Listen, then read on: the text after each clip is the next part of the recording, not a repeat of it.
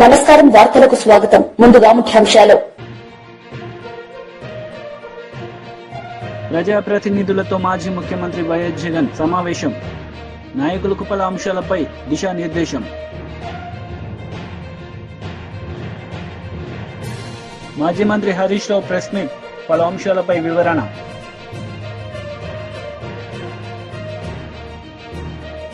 ప్రజాపాలన విజయోత్సవాల్లో CM Revanth Reddy పాల్గొన్నారు. ఈ సందర్భంగా ఆయన ప్రసంగించారు. సమయంలో చెప్పిన ఆకాంక్షలు నెరవేరుస్తాయని ఆనాడు ఆశించాను. మీ ఆకాంక్షలు నెరవేరకపోవడం వల్ల మళ్ళీ తెలంగాణ రాష్ట్రంలో మీరు ఉద్యమ బాటన పడితే ఆనాటి ప్రభుత్వం నిర్లక్ష్యం చేయడం వల్ల దాదాపుగా 50 మంది ఆర్టీసీ కార్మికులు, నాకు బాగా గుర్తుంది, మీ ఒక ఆర్టీసీ డ్రైవర్ ఖమ్మం జిల్లాకు చెందినవాడు, ఆయన పిల్లలు మంచి ఉద్యోగాలలో ఉండే ఆర్థికంగా స్థితిమంతుడైన తోటి కార్మికుల కోసం ప్రాణ త్యాగం చేసిండు. కనీసం ఆనాడు హాస్పిటల్లో ఆ శవాన్ని పరామర్శించడానికి, ఆ కుటుంబానికి ఒక మనోధైర్యాన్ని ఇవ్వడానికి కూడా ఆనాటి ప్రభుత్వం అనుమతించలేదు. ఆ రోజు ఆ కుటుంబాన్ని కలిసి ఓదార్చి తప్పకుండా మంచి రోజులు వస్తాయి, ఎల్లకాలం తెలంగాణ ఇట్లనే ఉండదు, ఉమ్మడి రాష్ట్రానికంటే తెలంగాణ రాష్ట్రంలో కార్మికుల మీద దౌర్జన్యం జరుగుతుంది, ఇది ఎల్లకాలం సాగదు, మీకు మంచి రోజులు వస్తాయి, ఆ మంచి రోజుల కోసం మనం అందరం కలిసి కొట్లాడదామని చెప్పి ఆ రోజు మాట్లాడడం జరిగింది. ఆ సంకల్పంతో ఏవైతే 6 గ్యారంటీలు మేము ప్రజలకు ఇచ్చినామో, మా 6 గ్యారంటీల బ్రాండ్ అంబాసిడర్లు మా పార్టీ కార్యకర్తలతో పోటీ పడి ఆర్టీసీ కండక్టర్లు, డ్రైవర్లు, బస్సు ఎక్కినోళ్లకు, బస్సు దిగినోళ్లకు 6 గ్యారంటీల గురించి వివరించి ప్రజాపాలన కావాలని కోరుకున్నారు. కాబట్టే ఆనాడు 6 గ్యారంటీల బ్రాండ్ అంబాసిడర్లుగా ఆర్టీసీ కార్మికులు తమ బాధ్యతను నెరవేర్చిండ్రు. కాబట్టి ఈనాడు ఈ ప్రభుత్వం విజయం సాధించింది. విజయం సాధించిన ప్రభుత్వంలో కార్మికులను ఆదుకోవాలని, దీర్ఘకాలికంగా వాయిదాలు పడుతున్న మీ సమస్యల్ని పరిష్కరించాలని మా ప్రభుత్వం అన్ని విధాల ప్రయత్నం చేస్తుంది. బాగుపడ్డాయనో, మీ సమస్యలు పరిష్కారం అయినాయనో నేను చెప్పను, కానీ కీలకమైన అంశాల పట్ల ఈ ప్రభుత్వం నిర్దిష్టంగా సమస్యల్ని పరిష్కరించడానికి ప్రయత్నం చేస్తుంది. ఆనాడు నష్టాలలో ఉన్న సంస్థ మహాలక్ష్మి పథకం ప్రవేశపెట్టినాక ఈ 11 నెలల్లో దాదాపుగా 115 కోట్ల మంది ఆడబిడ్డలు, మళ్ళొక్కసారి చెప్తున్న మీడియా మిత్రులకు, ఇప్పటి వరకు డిసెంబర్ 9, 2023 నుండి నవంబర్ 30 తారీఖు 2024 వరకు దాదాపుగా 11 నెలల 20 రోజుల్లో 115 కోట్ల మంది ఆడబిడ్డలు ఆర్టీసీలో ఉచిత బస్సు రవాణా సౌకర్యాన్ని వినియోగించుకున్నారు. దానికి సంబంధించి దాదాపుగా 4,000 కోట్ల రూపాయలు ఈరోజు రోడ్డు రవాణా సంస్థకు రాష్ట్ర ప్రభుత్వం బదిలీ చేయడంతో నష్టాలలో ఉన్న ఆర్టీసీ సంస్థ ఈరోజు లాభాలలో నడుస్తుంది. ఒకనాడు 50-60% కూడా బస్సుల్లో ప్రయాణికులు ఎక్కేవాళ్ళు కాదు. ఈరోజు 100 నుంచి 110% బస్సుల్లో రవాణా ఉపయోగించుకుంటుండ్రంటే ఎంతో ఓపికతో మా డ్రైవర్లు, మా కండక్టర్లు ప్రజలతో మమేకమై ప్రజలకు ఇబ్బంది జరగకుండా పని భారాన్ని మోసుకుంటూ ఈరోజు మహాలక్ష్మి పథకాన్ని విజయవంతం చేసిండ్రు. ఇవాళ మహాలక్ష్మి పథకం మా ఆడబిడ్డలకు ఒకప్పుడు అమ్మగారి ఇంటికి వెళ్ళాలంటే ఇంటి ఆయన బస్సుకి రాయి ఇవ్వాలి, ఆలయం సందర్శించుకోవాలంటే ఇంటి ఆయన అనుమతి ఇవ్వాలి. ఇవాళ ఇంటి ఆయన రూపాయి ఇవ్వకపోయినా ఆయన అక్కడ పని మీద పోతే మా ఆడబిడ్డలు ఆర్టీసీ బస్ ఎక్కి అమ్మగారింటికి పోయి అమ్మని చూసి ఆ పక్కనే ఆలయంలో పోయి దర్శనం చేసుకొని మళ్ళీ ఇంటి ఆయన వచ్చే లోపల ఇంటికి వచ్చేటట్టు ఈరోజు ఈ మహాలక్ష్మి పథకం ఉపయోగపడుతుంది. మా అక్కలు నవ్వుతున్నారు, నిజమే చెప్తున్నాడు మా తమ్ముడని. నేను చూస్తుంటే కదా, మాట్లాడుతుంటే కదా అందరితోటి, ఒక్కొక్క మహిళకు ఈ వేదిక మీద నుంచి చెప్పదలుచుకున్నా, ఉద్యోగం చేసే ఆడబిడ్డలకు, చదువుకోవడానికి వెళ్ళే ఆడబిడ్డలకు 5,000 నుంచి 7,000 రూపాయలు రోజుకు యావరేజ్గా 35 నుంచి 40 రూపాయలు ఆడబిడ్డలకు సేవింగ్ వస్తుంది. ప్రతి నెల కూటమి ప్రభుత్వం 6 నెలల కాలంలోనే ప్రజల్లో తీవ్ర వ్యతిరేకతను మూటగట్టుకుందని, మనం ప్రజల తరపున నిలబడాల్సిన సమయం వచ్చిందని వైఎస్సార్ కాంగ్రెస్ పార్టీ అధ్యక్షులు వైఎస్ జగన్మోహన్ రెడ్డి పార్టీ ప్రజాప్రతినిధులకు పిలుపునిచ్చారు. తాడేపల్లి క్యాంపు కార్యాలయంలో ఉమ్మడి శ్రీకాకుళం జిల్లా చెందిన పార్టీ స్థానిక సంస్థల ప్రజాప్రతినిధులతో మాజీ ముఖ్యమంత్రి వైఎస్సార్సీపీ అధ్యక్షులు వైఎస్ జగన్ సమావేశమయ్యారు. ఈ సందర్భంగా నాయకులకు పలు అంశాలపై వైఎస్ జగన్ దిశానిర్దేశం చేశారు. ఈరోజు శ్రీకాకుళం జిల్లాకు సంబంధించి జెడ్పీటీసీలను, ఎంపీపీలను, మున్సిపల్ చైర్పర్సన్లను అందరినీ కూడా ఇక్కడికి ఆహ్వానించడానికి, మీతో కాస్త టైం గడపడానికి ప్రధానమైన కారణం ఏమిటి అనేది కొద్ది గొప్ప మీ అందరికీ కూడా అవగాహన ఉంటుంది అనుకుంటా. ఈ ప్రభుత్వం వచ్చి ఇప్పటికి దాదాపుగా 6 నెలలు అయిపోయింది. మామూలుగా పాలన చేస్తే ప్రజల్లో వ్యతిరేకత కొద్దో గొప్ప ఈ మేరకు ఉంటుందా, కానీ ఫస్ట్ టైం ఇలాంటి ప్రభుత్వం చూస్తూ ఉన్నాం. 6 నెలలు గడవకముందే ప్రభుత్వంలో మీద వ్యతిరేకత ఈ స్థాయి నుంచి ఇక్కడ కనిపిస్తూ ఉంది. ఈ రోజుకి కూడా మన జెడ్పీటీసీలు కానీ, మన ఎంపీటీసీలు కానీ, మన సర్పంచులు కానీ, ఎవరైనా కూడా ఏ గ్రామంలో అయినా కూడా, ఏ ఇంటికైనా కూడా గర్వంగా తలెత్తుకొని పోగలుగుతాం. కారణం ఏమిటి అనంటే, ఎన్నికలప్పుడు మా పార్టీ ఇవన్నీ చెప్పింది. తూచా తప్పకుండా ప్రతి ఇది కూడా చేసి చూపించిన ప్రభుత్వం మాది అని చెప్పి సగర్వంగా తలెత్తుకొని చెప్పుకునే పరిస్థితి ఏ ప్రభుత్వానికైనా ఉంది అని అంటే అది ఒక్క వైఎస్ఆర్సీపీ ప్రభుత్వమే అని చెప్పి కూడా గర్వంగా చెప్పగలుగుతాం. నిజంగా దాని క్యాంపెయిన్ మనం ఎంత తీవ్రమైన క్యాంపెయిన్ జరిగింది అన్నది ఒకసారి గమనించినట్లయితే, ఏ ఇంటికి ఎవరు పోయినా కూడా తెలుగుదేశం వాళ్ళు, తెలుగుదేశం ఎమ్మెల్యే నుంచి, తెలుగుదేశం కుటుంబ సభ్యుల నుంచి, తెలుగుదేశం పార్టీ కార్యకర్తల దగ్గర నుంచి ఎవరు పోయినా కూడా ప్రతి ఇంటికి వాళ్ళు చెప్పిన మాట, ఇంట్లో ఎవరు కనపడినా కూడా, చిన్నపిల్లలు కనపడితే స్టార్ట్, నీకు 15,000, నీకు 15,000, నీకు 15,000, సంతోషమా? అంతకన్నా అంతకన్నా కొంచెం పెద్దోళ్ళు, తల్లులు కనిపిస్తే చాలు, అమ్మలు కనిపిస్తే చాలు, నీకు 18,000, నీకు 18,000, నీకు 18,000, సంతోషమా? అంతకన్నా ఇంకా కాస్త పెద్దోళ్ళు, ఆ అమ్మలకు సంబంధించిన పెద్దమ్మలు, వాళ్ళ అత్తగారు కనిపిస్తే చాలు, నీకు 48,000, నీకు 48,000, నీకు 48,000, సంతోషమా? 20 ఏళ్ళ పిల్లోడు ఇంట్లో నుంచి బయటకు వస్తే చాలు, నీకు 36,000, నీకు 36,000, నీకు 36,000, సంతోషమా? ఇంట్లో నుంచి రైతు కండువా వేసుకొని బయటకు వస్తే చాలు, నీకు 20,000, నీకు 20,000, నీకు 20,000, సంతోషమా అనే మాటలు ఈ రోజుకి కూడా నా దగ్గరికి, మన ఎమ్మెల్యేలు కూడా నా దగ్గరికి వచ్చి చెప్పారు. చాలామంది కూడా చెప్పినారు, అన్న ఈ రకంగా చెప్తా ఉన్నారన్న, మనమేమో కుటుంబం మొత్తానికి సహాయం మనం చేస్తూ ఉంటే వీళ్ళు ఇంట్లో ఉన్న ప్రతి ఒక్కరికి కూడా మేము చేస్తాము అని చెప్పి చెప్పడం మొదలు పెడతా ఉన్నారు. ఈ అబద్ధాలకు మనం తట్టుకోలేమున్నా, మనం కూడా ఏదో ఒకటి చేయకపోతే, ఏదో ఒకటి చెప్పకపోతే ఇబ్బంది పడతామన్నా అని చెప్పి కూడా చాలామంది ఎమ్మెల్యేలు నా దగ్గర కూడా వచ్చి చెప్పారు. కానీ చెప్పినప్పటికి కూడా నేను చేయలేకపోయా. ఎందుకు చేయలేకపోయినాను అని అంటే, ఈ రోజుకి కూడా అంటారు చాలామంది ఎమ్మెల్యేలు నా దగ్గరికి వచ్చినప్పుడు కూడా, అన్న నీతో ఒక సమస్య ఉందన్న అంటారు. ఏం నా సమస్య అని చెప్పి నేను అడిగితే, అన్న నీతో ప్రాబ్లం, నీలో అతి మంచితనము, అతి నిజాయితీతనం, ఈ రెండు నీతో ఉన్న సమస్యలన్నా అని చెప్పి కూడా అంటారు. వాస్తవమే, అతి నిజాయితీతనము, అతి మంచితనము, ఈ రెండు బహుశా నాకున్న ప్రాబ్లమ్సే కావచ్చేమో. కానీ మళ్ళీ రేపొద్దున మనం అధికారంలోకి వచ్చేసరికి మాత్రం మళ్ళీ అవే కారణాల వల్లే మళ్ళీ మనం రేపొద్దున అధికారంలోకి వస్తామన్న మాట కూడా అంతే వాస్తవం. ప్రైవేట్ స్కూళ్ళు గవర్నమెంట్ స్కూళ్ళల్లో పోటీ పడగలుగుతాయా, ఇది సాధ్యమేనా అని చెప్పి అనుకునే పరిస్థితి నుంచి ప్రతి 6వ తరగతి నుంచి ప్రతి క్లాస్ రూమ్లోనూ డిజిటల్ క్లాస్ రూములు తయారు చేసి ఇవన్నీ తీసుకొచ్చి మన హయాంలో గర్వంగా కూడా తలెత్తుకొని చెప్పగలుగుతాం.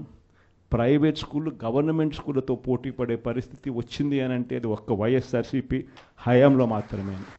వసతి దీవెన గాలికి ఎగిరిపోయింది.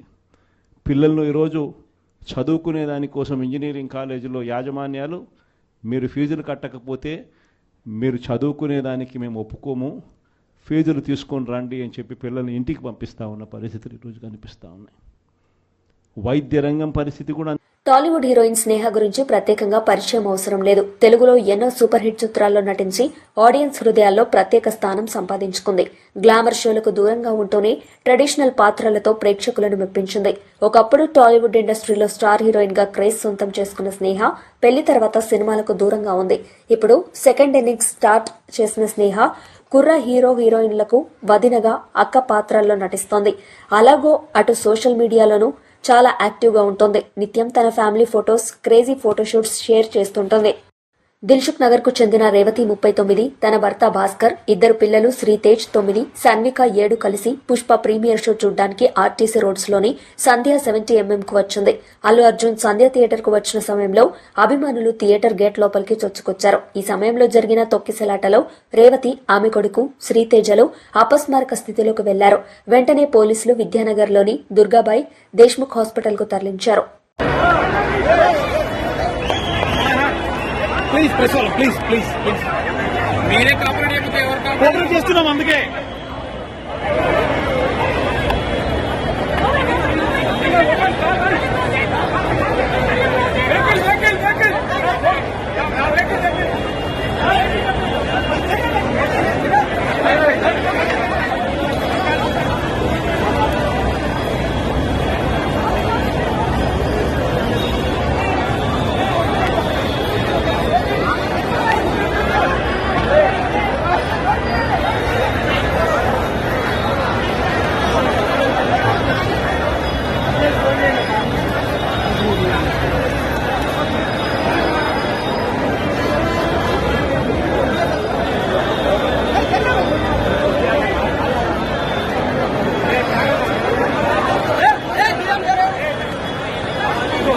కాకినాడలో జిల్లా కలెక్టర్ ముందు వెళ్లి సీజ్ చేసిన షిప్ లో రైస్ బ్యాగ్స్ ఉండటాన్ని అయ్యప్ప మాల వేసుకున్న ఓ స్వామి ఈ వీడియోను సోషల్ మీడియాలో పోస్ట్ చేశారు.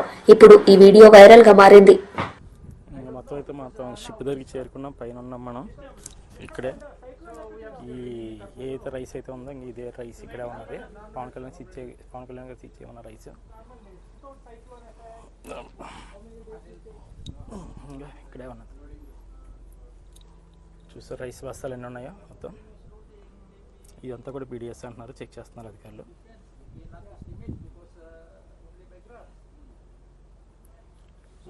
ఎన్ని 10 కేజీల బస్తాలు మొత్తం. ఇదే రైస్. ఇలాంటివి చాలా ఉన్నాయి కంటైనర్లో. బీఆర్ఎస్ లీడర్ కవిత మీడియా సమావేశం నిర్వహించారు. ఈ సందర్భంగా మీడియాతో ఆమె మాట్లాడారు. ఎంత అరాచకం జరుగుతున్నదన్నది ప్రజల కళ్ళ ముందే కనిపిస్తున్నటువంటి సందర్భం. ఒక శాసనసభ్యులు, గౌరవనీయులు, బాధ్యతాయుతమైనటువంటి వ్యక్తి, ప్రజలతో ఎన్నికైన వచ్చినటువంటి వ్యక్తి, ఒక ఎమ్మెల్యే పాడి కౌశిక్ రెడ్డి గారిని పొద్దున 10 నుంచి ఇప్పటి వరకు కూడా రిమాండ్ చేసి ఉంచడం అన్నది నిజంగా దారుణం. మన రాష్ట్ర చరిత్రలో ఎన్నడూ జరగనంతగా ఒక ఎమ్మెల్యేను పొద్దు నుండి సాయంత్రం వరకు ఇంత చిన్న విషయానికి అసలు కేసే కాదు, ఆయననే కేసు పెట్టడానికి పోలీస్ స్టేషన్కి పోతే, ఫిర్యాదు చేయడానికి పోలీస్ స్టేషన్కి పోతే ఆ ఫిర్యాదును తీసుకోకపోగా మళ్ళా ఉల్టా మన ఎమ్మెల్యే మీదనే కేసు పెట్టడం అన్నది నిజంగా చాలా దారుణం. ఇది ప్రజలు గమనిస్తూ ఉన్నారన్న విషయం ప్రభుత్వం ఆలోచన చేసుకోవాలి. ఒక పక్క కౌశిక్ రెడ్డి గారిని, ఇంకొక పక్క జగదీష్ రెడ్డి గారిని, ఇంకో పక్క హరీష్ రావు గారిని, ఇట్లా మా ఎమ్మెల్యేలందరినీ కూడా మరి ఏ భయంతో ఎందుకోసమని ప్రభుత్వం ఇట్లా డీటైన్ చేస్తూ ఉంది, అరెస్ట్ చేసి పెట్టిందన్నది అందరూ కూడా ఒకసారి ఆలోచన చేయాలి. మేమేం అడగలేదే, ప్రభుత్వం మీద విమర్శ చేయలేదు. మర్యాదగా పోలీస్ స్టేషన్కి పోయి, అది కూడా ఏసీపీ గారు అపాయింట్మెంట్ ఇస్తే పోలీస్ స్టేషన్కి వెళ్ళి ఫిర్యాదు చేసే ప్రయత్నం చేస్తే ఆ ఫిర్యాదును తీసుకోకపోగా దురుసుగా ప్రవర్తించడం, ప్రోటోకాల్ ఫాలో కాకపోవడం, ఇది నిజంగా కూడా చాలా దారుణమైన విషయం. ప్రజలందరూ కూడా ఆలోచించాలి. శాసనసభ్యులకే మరి ఇట్లాంటి పరిస్థితి ఉంటే సామాన్యుల పరిస్థితి ఏంది ఈ ప్రభుత్వంలో అన్నది నిజంగా ఇవాళ భయపడుతున్నటువంటి పరిస్థితి. ఇందిరమ్మ రాజ్యం అని చెప్పి ఎమర్జెన్సీ రాజ్యం, పోలీస్ రాజ్యం తీసుకొచ్చినందుకు ఈ ప్రభుత్వాన్ని మేము హెచ్చరిక చేస్తూ ఉన్నాం. ఇటువంటి అణచివేతను తెలంగాణ సమాజం హర్షించదు. ఇటువంటి అణచివేతను తెలంగాణ సమాజం ఎక్కువ రోజులు చూస్తూ ఊరుకోదు. తప్పకుండా ప్రజలు మీ మీద తిరగబడతారు. మీరు ఇవాళ విజయోత్సవాలను చేస్తున్నారు. ఎందుకోసం చేస్తున్నారో ఎవరికి అర్థం కానటువంటి పరిస్థితి. ప్రజాస్వామ్యాన్ని అపహాస్యం చేస్తూ, రాజ్యాంగాన్ని అపహాస్యం చేస్తూ విజయోత్సవాలు చేసుకోవడం మరి ఎందుకన్నది మీరే ఆలోచన చేసుకోవాలి, ఆత్మవిమర్శ చేసుకోవాలి. మా ఎమ్మెల్యే కౌశిక్ రెడ్డి గారిని తక్షణమే స్టేషన్ బెయిల్ ఇచ్చి రిలీజ్ చేయాలని చెప్పి డిమాండ్ చేస్తూ ఉన్నాం. అట్లానే మా సీనియర్ ఎమ్మెల్యేలు నాయకులందరినీ కూడా ఎవరినైతే ప్రివెంటివ్ అరెస్ట్ చేశారో వాళ్ళందరినీ కూడా రిలీజ్ చేయాలని గవర్నమెంట్ ని డిమాండ్ చేస్తూ ఉన్నాం. జై తెలంగాణ, జై కేసీఆర్. తెలంగాణ రాష్ట్రంలో ఎంత అరాచకం జరుగుతున్నదన్నది ప్రజల కళ్ళ ముందే కనిపిస్తున్నటువంటి సందర్భం. ఒక శాసనసభ్యులు, గౌరవనీయులు, బాధ్యతాయుతమైనటువంటి వ్యక్తి, ప్రజలతో ఎన్నికైన వచ్చినటువంటి వ్యక్తి ఒక ఎమ్మెల్యే పాడి కౌశిక్ రెడ్డి గారిని పొద్దున 10 నుంచి ఇప్పటి వరకు కూడా మరి రిమాండ్ చేసి ఉంచడం అన్నది నిజంగా దారుణం. మన రాష్ట్ర చరిత్రలో ఎన్నడూ జరగనంతగా ఒక ఎమ్మెల్యేను పొద్దు నుండి సాయంత్రం వరకు ఇంత చిన్న విషయానికి అసలు కేసే కాదు, ఆయననే కేసు పెట్టడానికి పోలీస్ స్టేషన్కి పోతే, ఫిర్యాదు చేయడానికి పోలీస్ స్టేషన్కి పోతే ఆ ఫిర్యాదును తీసుకోకపోగా మళ్ళా ఉల్టా మన ఎమ్మెల్యే మీదనే కేసు పెట్టడం అన్నది నిజంగా చాలా దారుణం. ఇది ప్రజలు గమనిస్తూ ఉన్నారన్న విషయం ప్రభుత్వం ఆలోచన చేసుకోవాలి. ఒక పక్క కౌశిక్ రెడ్డి గారిని, ఇంకొక పక్క జగదీష్ రెడ్డి గారిని, ఇంకో పక్క హరీష్ రావు గారిని, ఇట్లా మా ఎమ్మెల్యేలందరినీ కూడా మరి ఏ భయంతో ఎందుకోసమని ప్రభుత్వం ఇట్లా డీటైన్ చేస్తూ ఉంది, అరెస్ట్ చేసి పెట్టిందన్నది అందరూ కూడా ఒకసారి ఆలోచన చేయాలి. మేమేం అడగలేదే, ప్రభుత్వం మీద విమర్శ చేయలేదు. మర్యాదగా పోలీస్ స్టేషన్ పోయి, అది కూడా ఏసీపీ గారు అపాయింట్మెంట్ ఇస్తే పోలీస్ స్టేషన్కి వెళ్ళి ఫిర్యాదు చేసే ప్రయత్నం చేస్తే ఆ ఫిర్యాదును తీసుకోకపోగా దురుసుగా ప్రవర్తించడం, ప్రోటోకాల్ ఫాలో కాకపోవడం, ఇది నిజంగా కూడా చాలా దారుణమైన విషయం. ప్రజలందరూ కూడా ఆలోచించాలి. శాసనసభ్యులకే మరి ఇట్లాంటి పరిస్థితి ఉంటే సామాన్యుల పరిస్థితి ఏంది ఈ ప్రభుత్వంలో అన్నది నిజంగా ఇవాళ భయపడుతున్నటువంటి పరిస్థితి. ఇందిరమ్మ రాజ్యం అని చెప్పి ఎమర్జెన్సీ రాజ్యం, పోలీస్ రాజ్యం తీసుకొచ్చినందుకు ఈ ప్రభుత్వాన్ని మేము హెచ్చరిక చేస్తూ ఉన్నాం. ఇటువంటి అణచివేతను తెలంగాణ సమాజం హర్షించదు.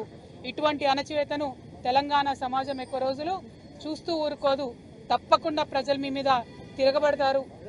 మీరు ఇవాళ విజయోత్సవాలను చేస్తున్నారు. ఎందుకోసం చేస్తున్నారో ఎవరికి అర్థం కానటువంటి పరిస్థితి. ప్రజాస్వామ్యాన్ని అపహాస్యం చేస్తూ, రాజ్యాంగాన్ని అపహాస్యం చేస్తూ విజయోత్సవాలు చేసుకోవడం మరి ఎందుకన్నది మీరే ఆలోచన చేసుకోవాలి, ఆత్మవిమర్శ చేసుకోవాలి.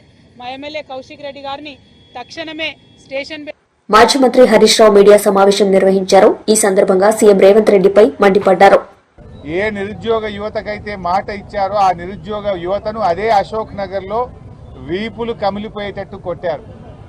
గిరిజనులకు ఏ గొప్ప గొప్ప మాటలు చెప్పినరో అర్ధరాత్రి పూట ఆ గిరిజనుల మీద దాడి చేసి ఈ రోజు కూడా ఆ గిరిజనులందరినీ కూడా జైళ్లలో నిర్బంధించారు.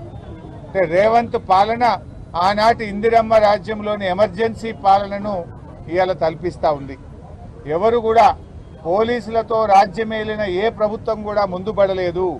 పోలీసులను అతిగా ప్రయోగించిన ఏ ప్రభుత్వాన్ని కూడా ప్రజలు సహించలేదు. ఇందిరమ్మ లాంటి వాళ్ళను సైతం కూకటి వేళ్లతో పెకిలించిన దేశం ఈ భారతదేశం. ఇవాళ రేవంత్ రెడ్డి కూడా పోలీసులు అడ్డం పెట్టుకొని ప్రతిపక్షాల గొంతు నొక్కాలని, ప్రశ్నించే గొంతు నొక్కాలని ఇవాళ రేవంత్ రెడ్డి గారు ప్రయత్నం చేస్తూ ఉన్నారు. ఇవాళ పోలీస్ స్టేషన్లన్నీ కూడా కాంగ్రెస్ పార్టీ ఆఫీసులుగా మారిపోయినాయి.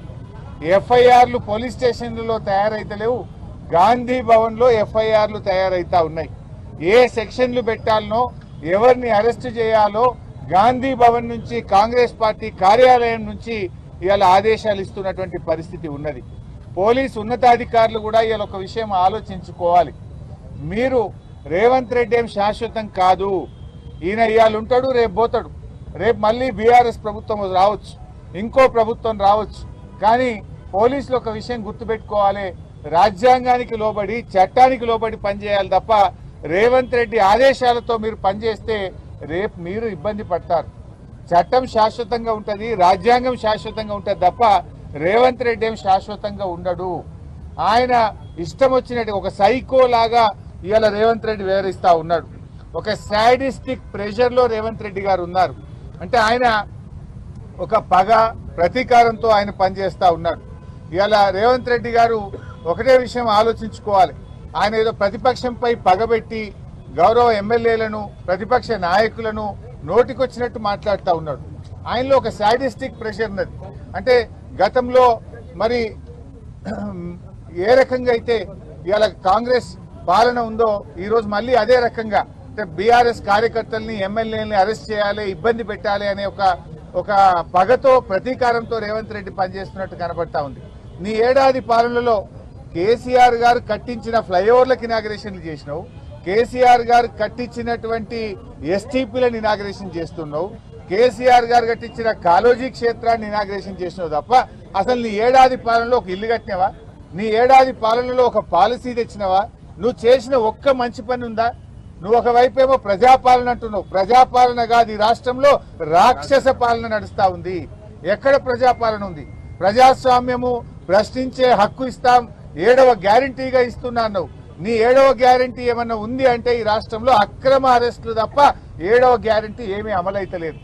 ఇవాళ రాహుల్ గాంధీ గారు పెద్ద పెద్ద మాటలు మాట్లాడుతుండు. నన్ను ఎందుకు పోనీయరు అని చెప్పి మొన్న ఈ మధ్య నేను ప్రతిపక్ష నాయకుడిని, నన్ను ఏ రకంగా అరెస్ట్ చేస్తారు అని రాహుల్ గాంధీ గారు మాట్లాడుతున్నారు. నేను అడుగుతున్న రాహుల్ గాంధీ గారు, ముందు నీ ముఖ్యమంత్రిని అడుగు. ఈ రాష్ట్రంలో ప్రతిపక్ష నాయకుడిగా ఉన్న మధుసూదనాచారి గారు లగచెర్లకు వెళ్లారు. ఆయనను ఎందుకు అరెస్ట్ చేశారు? అర్ధరాత్రి పూట లగచెర్లలో మహిళల గొంతు మీద కాళ్లు పెట్టి వాళ్ళ భర్తలను, పిల్లల్ని నువ్వు అరెస్ట్ చేస్తే ఆ కుటుంబాలను పరామర్శించడానికి, వాళ్ళకి ధైర్యం చెప్పడానికి ప్రతిపక్ష నాయకుడిగా మధుసూదనాచారి గారు వెళ్తుంటే ఆయనను అరెస్ట్ చేశారు కదా. ప్రజా సంఘాలు పీఓడబ్ల్యూ సంజయ్ గారు వారి సభ్యులందరినీ కూడా నడి రోడ్డు మీద బట్టలు చింపి వాళ్ళు అరెస్ట్ చేశారు కదా. అసలు ప్రజాస్వామ్యమే. మాజీ మంత్రి కన్నబాబు మీడియా సమావేశం నిర్వహించారు. ఈ సందర్భంగా పలు అంశాలపై ఆయన మాట్లాడారు. లోకి వచ్చాక ఏదైతే రైతుల దగ్గర ఉన్న భూములు ఉన్నాయో వాటిని వెనక్కి ఇచ్చేస్తాం, ఎస్సీజెడ్ భూములని. దీనికి ఒక కమిటీ వేస్తామని చెప్పారు. చెబితే దాని మీద ఇది జరుగుతుందా, ఎన్నికల ముందు ప్రతి ఒక్కళ్ళు చెప్తారనే భావన కూడా ఒక దశలో వ్యక్తమైంది. కానీ అధికారంలోకి వచ్చిన తర్వాత ఇచ్చిన హామీల్ని అమలు చేయాల్సిందే అనే పట్టుదల కలిగిన నాయకుడిగా జగన్మోహన్ రెడ్డి గారు ఒక కమిటీని వేశారు.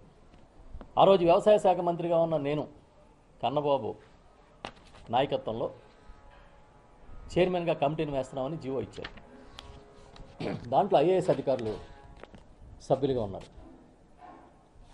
వీళ్ళతో పాటు జిల్లా కలెక్టర్ కన్వీనర్గా ఉన్నారు. దీని మీద విధి విధానాలు ఎలా ఖరారు చేయాలి, ఎలాంటి సిఫార్సులు ఇవ్వాలనే సుదీర్ఘమైన కసరత్తు జరిగింది. కాకినాడ కలెక్టరేట్లోను, రాజమండ్రిలోను, సచివాలయంలోను, వెలగపూడి సచివాలయంలోను పలు దఫాలుగా రైతులతో పెద్ద పెద్ద సమావేశాలను ఆర్గనైజ్ చేశాం.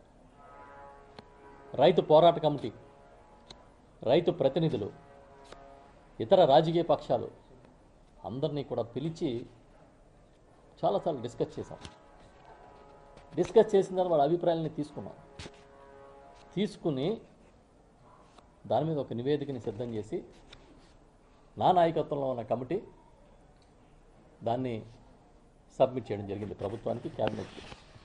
దాన్ని క్యాబినెట్ ఆమోదించింది. ఇది ఆమోదించే నాటికి అంటే ఫిబ్రవరి 2021లో కమిటీ నివేదిక ఇచ్చాం. అప్పటికి ఇది సుమారుగా 15-16 సంవత్సరాల నుంచి రగులుతున్న సమస్య. దీనికి 2180 ఎకరాల భూమిని ఏవైతే రైతులు రిజిస్టర్ చేయలేదో ఆ భూమిని వెనక్కి ఇచ్చేస్తూ ఒక సిఫార్సు చేశాం. అలాగే ఇంకో కీలకమైన సిఫార్సు ఏం చేసామంటే, స్థానిక ప్రజల మనోభావాల్ని గౌరవిస్తూ ఇక్కడ 6 గ్రామాలని తరలించాలనే ప్రతిపాదనని విరమించాలని చెప్పి ఒక సిఫార్సు చేశాం. శ్రీరాంపురం, బండిపేట, ముమ్మిడివారిపోడు, పాటివారిపాలెం, రావివారిపోడు, రామరాఘవాపురం అనే గ్రామాలని తరలించక్కర్లేదని కమిటీ సిఫార్సు చేసింది. ఒకవేళ రామరాఘవాపురం అనేది అలైన్మెంట్లో ఎక్కడైనా ప్రాబ్లం వచ్చినా, ఒకవేళ అలైన్మెంట్లో ఏదైనా ఇండస్ట్రీస్కి ఆ పరిశ్రమలు, రసాయన పరిశ్రమలు ఏదైనా ఫ్యూచర్లో వచ్చి తరలించాలంటే ఖచ్చితంగా దీన్ని అక్కడ సమీపంలో ఉన్న పెద్ద గ్రామమైన ఆ గ్రామస్తుల కోరిక మేరకు రావివారి పోడుకు మాత్రమే తరలించాలని కూడా సిఫార్సు చేశాం. ఈ గ్రామాలన్నింటినీ తరలించే ప్రక్రియని ఆపేయమని కమిటీ సిఫార్సు చేయడం జరిగింది. అదే కాకుండా అంతకుముందు భూసేకరణలో భాగంగా శ్మశానాలు తీసేసుకున్నారు, స్కూళ్ళు తీసేసుకున్నారు, సామాజిక స్థలాలు కూడా తీసుకున్నారు. మేమేం చెప్పామంటే శ్మశానాలు వదిలేయాలని చెప్పాం. ఒకవేళ మీ అలైన్మెంట్లో ప్రాబ్లం వస్తే గ్రామస్తుల సూచన మేరకు వాళ్ళకి శ్మశానాలకి భూములు కేటాయించి అక్కడ అంతా కూడా ఫెసిలిటీ క్రియేట్ చేసి ఇవ్వాలని చెప్పడం జరిగింది. ఇది కాకుండా ఈ రైతుల్ని ఒత్తిడి చేయడం కోసం ఏం చేశారంటే 2180 ఎకరాల విస్తీర్ణం రైతుల్ని మొత్తం 22Aలో పెట్టేశారు, నిషేధిత జాబితాలో పెట్టేశారు. ఎందుకు? చచ్చినట్టు వాడు అమ్ముకోవాలి, ఈ కంపెనీకి అమ్మేయాలి, ఎస్సీజెడ్కి అమ్మేయాలి, అది కూడా 3 లక్షలకు అమ్మేయాలి. ఇది స్కీము. వార్తలు ముగించే ముందు ముఖ్యాంశాలు మరోసారి. ప్రజాప్రతినిధులతో మాజీ ముఖ్యమంత్రి వైఎస్ జగన్ సమావేశం. నాయకులకు పలు అంశాలపై దిశానిర్దేశం. మాజీ మంత్రి హరీష్ రావు ప్రెస్ మీట్, పలు అంశాలపై వివరణ.